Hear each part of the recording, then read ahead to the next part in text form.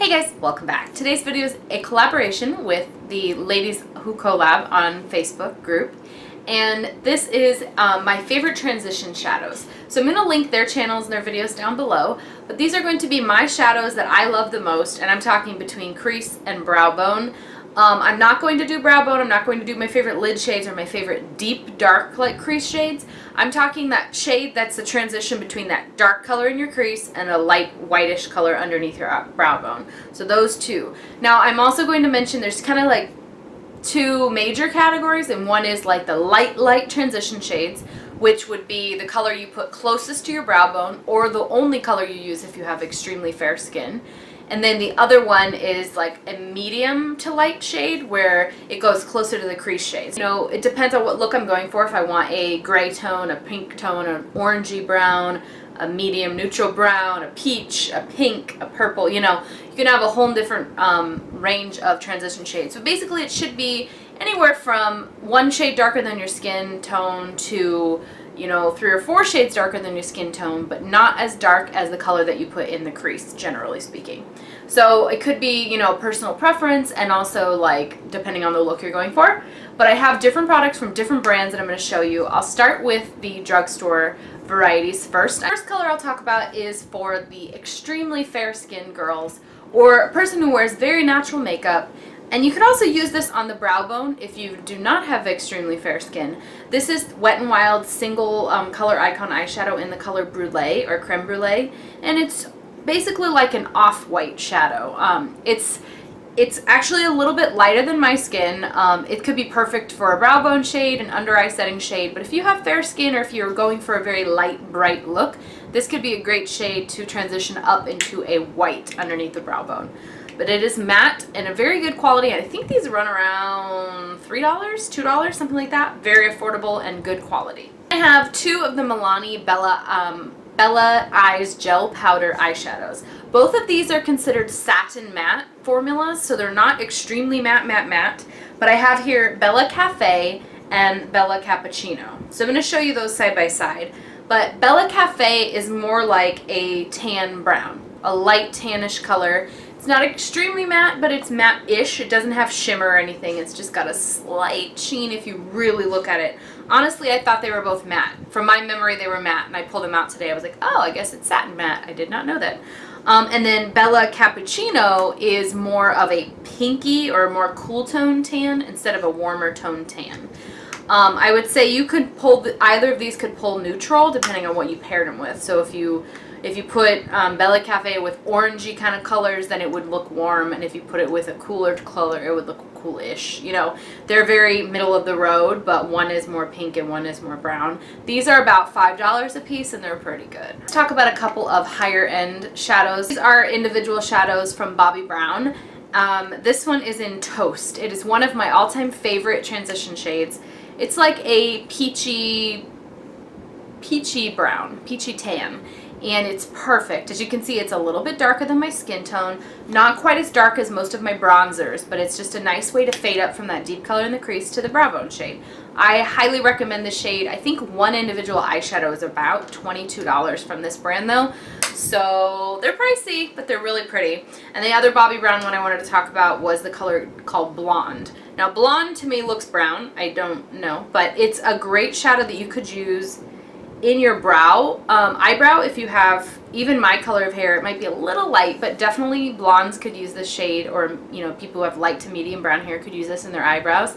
It's a really pretty, nice formula of a matte light brown. I would say this one is a bit darker than the other ones I've shown so far, but if you have medium skin or deeper, you could totally pull it off, and even light skin if you have a light hand. Another brand that I have some great transition shades from, these are the Makeup Forever Artist eyeshadows.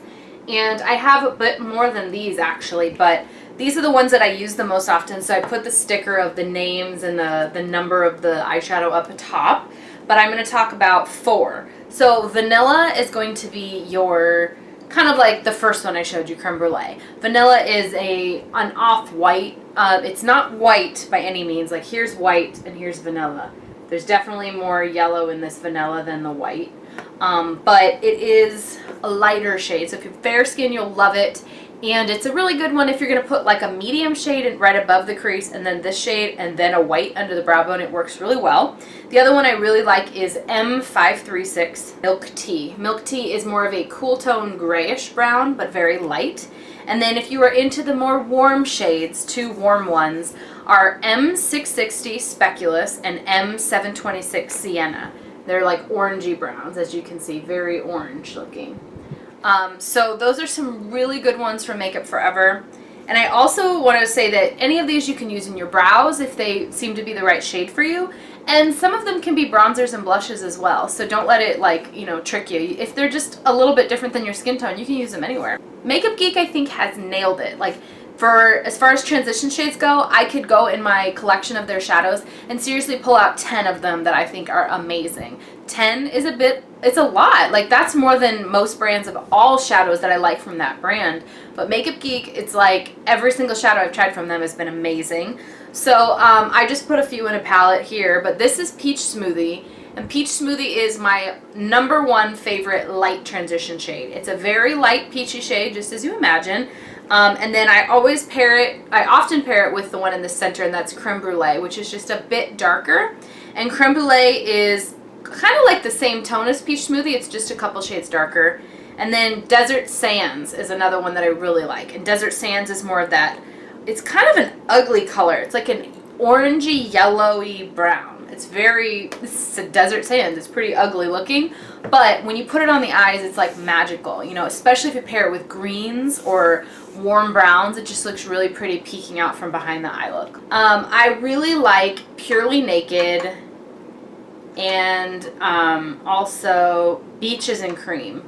Purely Naked is more of a light, a neutral brown, but it's a little bit lighter. And then Beaches and Cream is more of a light peachy brown. So these two here. She also has, this one is the shade Preppy, and Preppy's like a greenish brown. It is not something that you would probably think just by looking at the shadow like that it would look good, but when you put it on, it's really pretty. I pull Makeup Geek's pinks and purples as my transition shades all the time because I feel like they do it right. They're modern mattes, or they're mattes in Petal Pusher, Confection, and Cupcake. Their eyeshadows in Petal Pusher, Confection, and Cupcake, they're like light pinky shades. Pinky purple shades look really pretty with a cool tone eye look. If you're looking for a rosy background to your eye look or a slightly purple, if you're wearing all purples, it looks really nice, but it's not like in your face purple. You know, it's kind of subtle, subdued, but it looks really nice. Alright, there are a bunch of awesome transition shades from MAC, but I'm just going to show you a few of my favorites. And they are Soft Brown and Saddle. They're very similar. This is Soft Brown and this is Saddle. So I'll show you those close up. But Saddle is more of a warmer tone, almost like peanut butter colored. And then Soft Brown is just that peachy brown, just like Toast and a little bit darker than Peaches and Cream. So Peach Smoothie. So those are kind of my favorite warmest shades from MAC. But I also like the shade Omega, and Omega is going to be a perfect brow color if you have very light hair. It is a fair color. If you have fair skin, you'll love it. And I also really like Haux, H-A-U-X, I think that's how you pronounce it. It's more of a purpley purpley transition shade that looks gorgeous with like greens or anything green eyes. It's going to make them pop big time. Let's get into briefly the colors in palettes that are my favorite transition shades. So these are not available for purchase individually, but you have to buy them in palette form. Lorac Pro 2, I think that the shade Nectar, this light pink, and the shade light brown, and even Buff, those three are just gorgeous. I reach for those three and nothing else in this palette. Like, I'll pair this palette with some other shadows because I love those so much. And I also want to point out that some of these make good brow shades, good bronzers, good eyeshadows. The Kat Von D Shade and Light palette has some perfect transition shades. I mean, all three of these on top are perfect, so I won't go into those exactly since, you know, Lazarus, Ledwin, and Lettuce, I think they're Lettuce.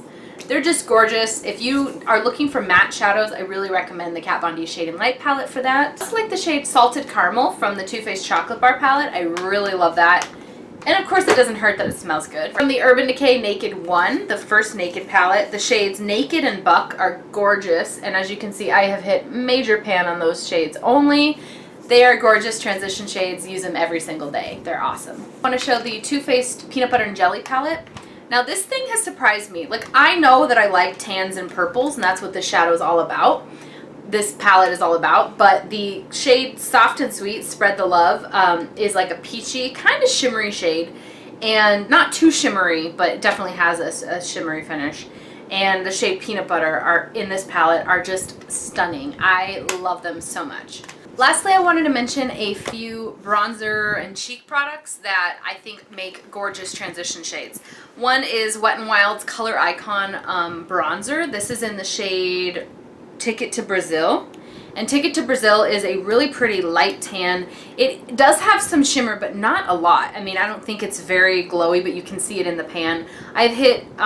I have put a major dent in this on my cheeks, but I think it makes a perfect transition shade. And then 3 blushes I wanted to mention before we wrap this up. One is Tarte's Blush in Exposed. If you're trying to get bang for your buck, Exposed is going to take you a long way because you can wear it with almost every single makeup look. It's so neutral, but also it makes a gorgeous cheek shade and a gorgeous transition shade. It's kind of like a mauve-y neutral kind of color, and I think it's really pretty.